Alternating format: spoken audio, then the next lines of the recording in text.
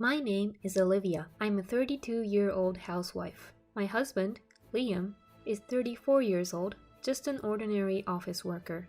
We've been married for 8 years and have a precious daughter named Ava. Our 6-year-old daughter is very adorable. Both Liam and I are smitten. I have an older sister, Emma, who is 3 years older than me. My sister, who just turned 35, got divorced due to a personality clash and became a single mother. Her son, Noah, is still a young boy at 4 years old. One day, we planned to go to the zoo with my sister and her child. Unfortunately, I fell ill with a cold at the wrong time. When I tried to cancel the appointment reluctantly, Liam kindly offered to take the day off from work because he thought the kids would be disappointed. Even though it's with the kids, Liam and Emma would be alone together. But who would think that a problem would occur between these two, even though they're just brother and sister-in-law? Another day, when I was walking through the shopping district after shopping, I happened to see Liam and Emma in a cafe. I wondered why they were together. However, as it was almost the time for Ava to come home from her after-school program, I headed home while still concerned. That night, when Liam came home and I asked him about it, he said, "It just started raining where we happened to meet. We just went to the cafe to wait until it stopped." He seemed calm and nonchalant. So at the time, I trusted him. But since that day, Liam started coming home late more frequently. Furthermore, he began to ask for more money, claiming he was short on cash. Even more so, he started going out more on his days off. Whenever Emma visited our house, their atmosphere seemed more familiar than before. It was a parade of suspicions. Still, I continued to trust him. Liam, as always, adored Ava, and our relationship remained as good as it has been. But perhaps I was the only one who thought things were fine. Yes, an incident occurred that made me realize this. It was when Emma came to our house as usual. "A friend invited me on a trip. Would you mind taking care of Noah for about a week?" "For a whole week? The destination is Hawaii and it's hard to go with Noah." "But..." "Please, I've been so busy recently and I need a break. I'll bring back souvenirs, promise." "Okay?" my sister begged me, who was reluctant.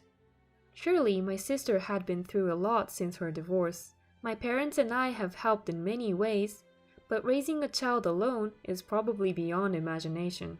So, reluctantly, I agreed. As the day of Emma's trip to Hawaii got close, "I'll be away for a while on a business trip," Liam told me.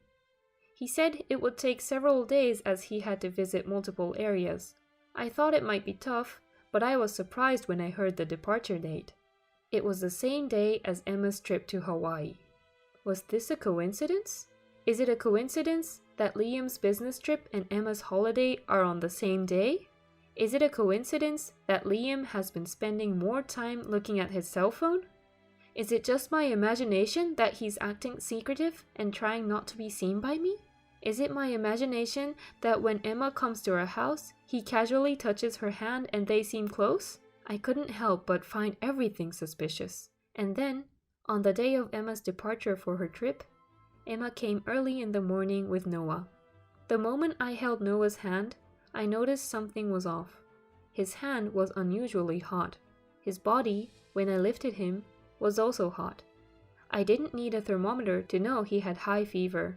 "Emma, doesn't Noah have a fever?" Yes. He's been running a fever since yesterday. It hasn't gone down yet." "What? We have to take him to the hospital right away." Surely, her son should be more important than a trip. But then my sister said something outrageous. "So, I'm counting on you." "What? That's why I'm asking you to take care of Noah." "You can't be serious. You're leaving your child here while he has a fever?" "I have no choice, do I? I made the promise long ago. It's ridiculous to pay a cancellation fee." "What? That's not the point, is it? Isn't Noah the most important here?" "Of course he's important, but I'm not worried because you're here, Olivia. Take good care of him for me." "Wait, Emma!" Despite my attempts to stop her, Emma left. I couldn't believe it. Despite such a young child suffering from high fever, Noah seemed to be really suffering, maybe because of the strain of moving while having a high fever. I quickly laid him down on the bed and put a cold wet towel on his forehead. While I was preparing an ice pillow in the freezer, Liam woke up. "Liam, it seems Noah has a fever." "Really? Is that so?" "Emma is terrible. She's going on a trip leaving Noah in this state." "Well, she had planned it long ago, right?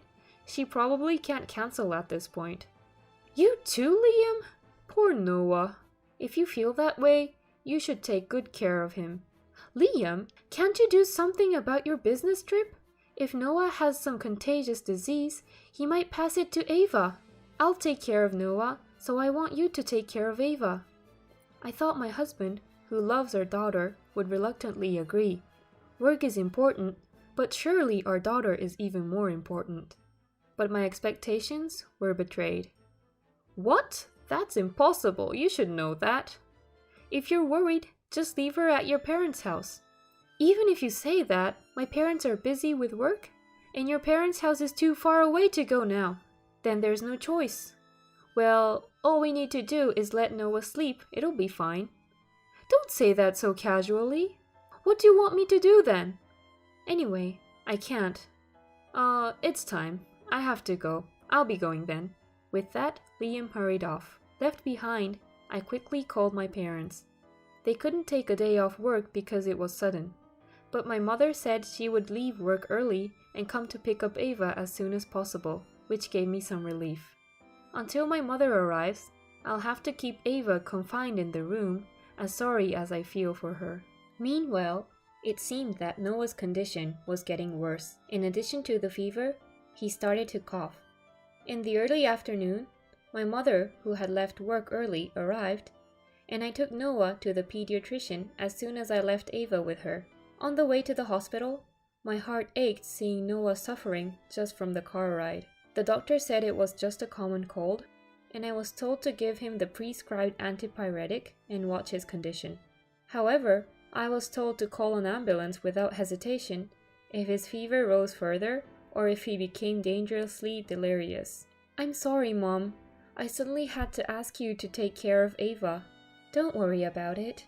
More importantly, I'm worried about Noah. For my parents, Noah is as dear a grandchild as Ava." I can hear the concern in my mother's voice over the phone. After I finished talking with my mother, I suddenly felt the need to call my husband's company. I wanted to ask for the location of his business trip in case of emergencies. The answer that came back was, he should be on paid leave. I looked up at the sky. A bad premonition was starting to feel real. I opened my husband's laptop. I had never seen his personal one before, but I could tell where he went just by looking at his search history. The destination was Hawaii. The plane tickets and hotel were all arranged by my husband. I recognized the name of the hotel. It was a place my sister had told me she was staying. My sister and husband in Hawaii at the same hotel at the same time. Such a coincidence is impossible, not even 1 in 10,000. To begin with, the fact that my husband, who said he was on a business trip, is in Hawaii on paid leave is abnormal. Out of curiosity, I looked at my mobile phone to check my sister's SNS. No new posts were made, but when I checked her recent ones, she's not clearly visible, but it's evident that she's often with someone. The clothes that are visible, if only a bit, are all familiar. What changed my suspicion into certainty was a picture in which the watch of the person she was with was visible. It was something I had given my husband. It's not expensive, but it's from a minor maker, so it's a watch with a unique design. A person other than my husband is appearing in my sister's photos, wearing the same clothes and the same watch as my husband. Such a possibility is virtually zero. Then I found the conclusive photo. In a photo labeled as window shopping, my sister was reflected in the glass. At the edge of the photo, a certain person was also reflected in the glass. Undoubtedly, it was my husband. My elated sister probably posted the photo without realizing that my husband was reflected in the glass. I saved all the photos with my trembling hands. There's no doubt. My sister and husband are having an affair. Right now, they are together. I felt as though everything I had built up with my husband was collapsing all at once. I called them many times, but soon an automated voice message started to play. It seemed that they had turned off their phones. Noah's fever still hadn't gone down. Seeing his pained face, my anger began to well up. Despite a young child suffering so much, despite me being in such a tough situation. At this moment, my sister and husband are probably laughing and enjoying their trip to Hawaii. Could there be a story more cruel than this? I'm shaking with anger. I think about what to do, but that's for later. First, I need to wait for Noah to recover. Even so, there was no sign of Noah's fever decreasing. On the contrary, it seemed to be increasing even more. I was shocked when I took his temperature. 107 degrees? Children are prone to high fevers. Ava has had a fever of 104 degrees before, but never this high. Why isn't the fever reducer working? Noah is completely exhausted, and it seems painful to move him unnecessarily. What should I do? I desperately tried to suppress the panic that was threatened to overcome me at the gravity of the situation. I was just thinking about calling an ambulance when I grasped my smartphone. "Mommy," Noah murmured in a small voice. Noah, distorting his face in pain, calling out for his mother. I can't forgive them. I'll never forgive them. At the moment when my vision seemed to turn red with rage, Noah's condition took a sudden turn. A week had passed since then. Despite my sadness, today was a clear day. I was staring blankly at the wide blue sky. Before I knew it, tears were spilling down my face. I don't know how many times I've cried, but my tears never dried up. Ava's hand, holding mine, was trembling. My daughter was also crying. As I lifted her up, I could see my parents breaking down in tears over my daughter's trembling little body. Other attendees too. Everyone was crying. Suddenly, my smartphone vibrated. When I put Ava down and looked at the display, I see my sister's name there. Hello? Oh, Olivia? It's been a while. I just got back from Hawaii. I'm at the airport now, and I'm going to pick up Noah next. Thanks for looking after him. It felt like a call from another world. I uttered a phrase as if whispering. Our dear has gone to heaven. A single tear, which should have stopped, spilled over. What? Unable to comprehend what I said, my sister on the phone asked back in a dumbfounded voice. What, heaven? What are you talking about? That makes no sense. So, our loved one is in heaven, while you were enjoying your trip to Hawaii. What? I don't understand what you're saying. You'll understand when you get here. The funeral is over, and we're now at the crematorium. What? The crematorium? When I told my confused sister the location of the crematorium, the phone call ended abruptly. Noah! Noah?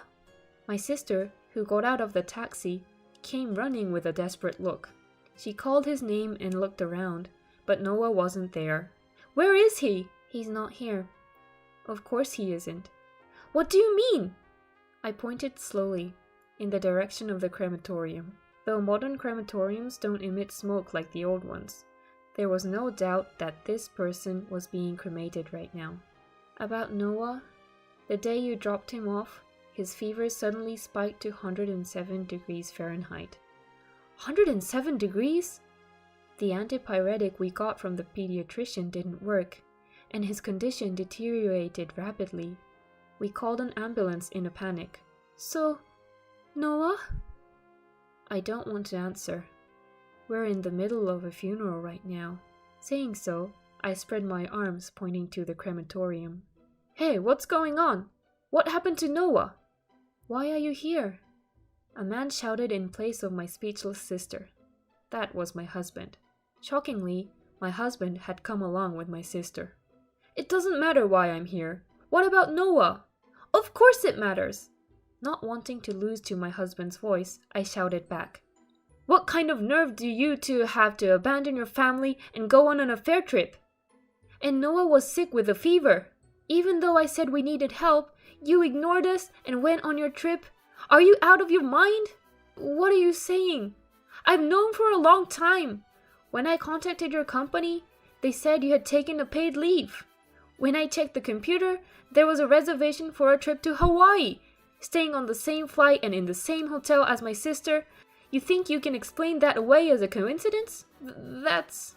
I must have had quite the expression on my face. Overwhelmed by my intensity, my husband lost his words. Olivia, tell me, did Noah pass away?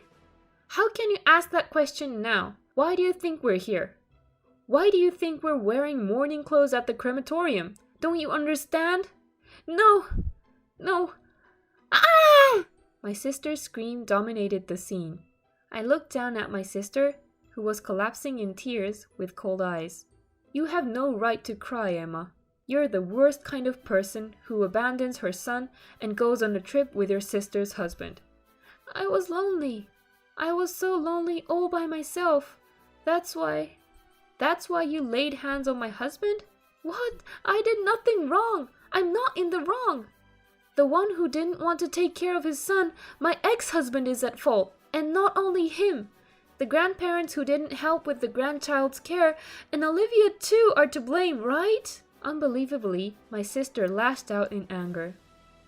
I did nothing wrong. I didn't have a child because I wanted to, nor did I become a single mother because I wanted to. I wanted my ex-husband to take the child when we divorced, but he refused. So I did my best on my own. But to think he would die. Noah, Emma. The one who hugged my crying sister was my husband. It seemed he had no intention of hiding their illicit relationship anymore. Don't be selfish. Our parents and I have helped as much as we can. And leaving a sick child alone to have an affair, that's no excuse for that. You don't even realize how much of a scum you are. You're the worst. Hey Olivia, aren't you being too harsh on your real sister? Emma is shocked because Noah has passed away. Shut up! Don't you dare act superior, accomplice. Just so you know, we're getting a divorce. I'll have you pay everything you owe, so be prepared. What? What does that have to do with this? It has everything to do with this. My husband and I were yelling at each other, with my sister crying. This is what they call a battlefield. My parents approached us in such a situation. My sister, with her face all teary, blamed our parents. Dad, Mom, Noah. Why didn't you take proper care of Noah? Why did you? Immediately after, a dry slapping sound echoed. Don't be ridiculous. It was our father who slapped my sister's cheek. You abandoned your child and yet you blame others. But, and you even went on a trip with your sister's husband? You shameless. I feel ashamed as a father for raising you like this. At our father's words, my sister cried even harder. I thought about slapping my husband too. Just as I was glaring at him, Mom? A small boy's voice could be heard. My sister turned around sharply. And there was... What? Noah? Noah was being held by a man. Noah! Noah! My sister got up and ran to them, but the man quickly moved Noah away from her reaching hands. Hey, what are you doing? Lucas! Lucas, the man holding Noah. It was my sister's ex-husband, the man who divorced her due to their personal clash. That's what I should be saying. What are you doing leaving Noah alone? It's none of your business. Noah is my son. He's my son too. I followed the public opinion that a mother is better because you insisted on not sharing custody. No matter how many times I urged you, you wouldn't let me see him. And as I feared, it came to this. You have no right to be Noah's mother. Shut up! All you have to do is quietly pay child support. I'll pay as much as it takes for Noah's sake. But you didn't take care of him. You left him alone. You didn't even know how dangerous his condition was. And you were off on a pleasure trip. On that day, when Noah's condition suddenly deteriorated, I panicked and called an ambulance. I called my parents and Lucas, Noah's father, while treatment was being given after arriving at the hospital. He was quite surprised when I told him my sister was on a pleasure trip with my husband. Afterwards, Noah, who was discharged from the hospital in good health, was recuperating at Lucas's parents' house. "Wait, so Noah is safe, right?" "Then who is this?" To my bewildered husband staring at the crematorium, I said, "It's her grandmother." Our grandmother, who was bedridden due to her advanced age, has been under the care of a nursing home. She passed away from old age the other day. Even though she was bedridden, she had a clear mind and doted on her great-grandchildren, Ava and Noah. When we occasionally visited her at the facility, her wrinkled face would crinkle even more. At the sudden farewell, I, my parents, and Ava were unable to cope and just wept. Noah, being just out of illness, didn't attend the funeral.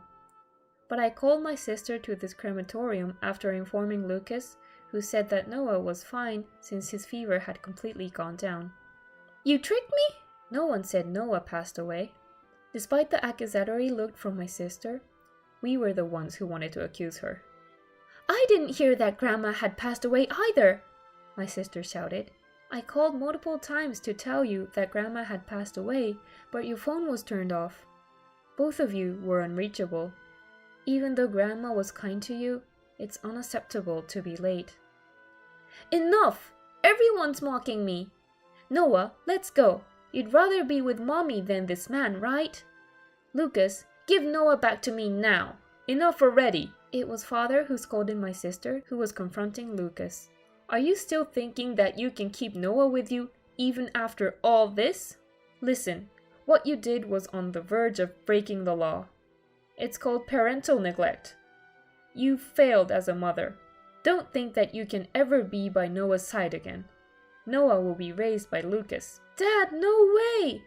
"We have even hired a lawyer and decided to fully cooperate with Lucas. You are no longer our daughter. Be prepared for us to cut ties." "Mom?" My sister's face turned pale at the disownment from her parents. I stood imposingly in front of my sister. "My husband and I are getting a divorce. Why don't you two get along? You should be fine not seeing each of your children. After all, you left them behind to go on a trip overseas." Hearing that, my husband starts yelling. "Wait, Olivia! It was just a moment of weakness. It was just a fling with Emma. What's most important to me are Olivia and Ava." Then my sister started shouting. "What did you say? A fling? You said you don't love Olivia anymore, that you only love me. Shut up, I love my daughter. Don't mess with me." And so the quarrel between my husband and sister restarted. We left my sister and husband arguing forever and departed with my grandmother's ashes. After that, despite the serious dispute, the mediation ended peacefully since I had appointed a lawyer. Noah went to his father's place. I thought he would feel sad about being apart from his mother, but he was actually happy. It seemed my sister was completely non-functional as a mother. My husband and I also had a dispute. Rather, my husband was stubborn, but after being scolded by my parents and his parents, he was deflated. What became the deciding factor was our daughter's final blow. "I don't need Daddy." Even though she's only 6, girls mature early. She probably understood her father's terrible behavior in her own way. When my daughter looked at my husband like he was an insect, I couldn't help but laugh. There is no greater punishment for my husband, who adored our daughter, well, my ex-husband now. He has the right to see our daughter, but whether she wants to see him is up to her. And so, the dramatic situation came to an end. Ava and I moved back to our parents' home and are living peacefully. Our parents are thrilled to be living with Ava. Next year, she would be a first grader, and we are getting excited about her school preparation. I also plan to get a job at the same time she starts school. Noah comes by every now and then with Lucas. His face is unrecognizably bright compared to before, and filled with smiles. By the way, while we are living with smiles, it seems that my sister and ex-husband ended their relationship easily. Perhaps it was really just a fling from my ex-husband. Perhaps he was shocked at being disliked by his daughter, so he easily discarded my sister. However, his terrible act of having an affair with his wife's sister was known in his company, and he was deemed to have character problems and was sent to the provinces. This will make it even harder for him to see his daughter. He deserves it. As for my sister, it seems that she lived life like a hollow shell for a while due to the frustration of being abandoned by everything. Eventually, she disappeared. We have filed a missing persons report, but I have a feeling that probably my sister will never be found.